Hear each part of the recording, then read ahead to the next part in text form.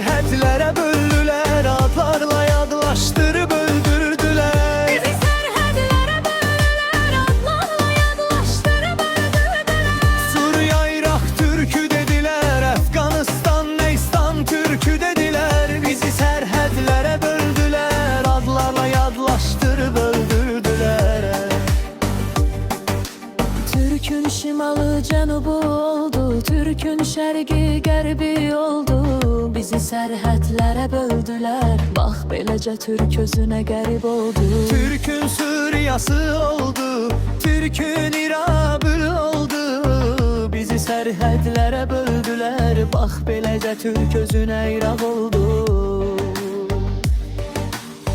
Bizi sərhədlərə böldülər, bax beləcə Türk özünə qərib oldu.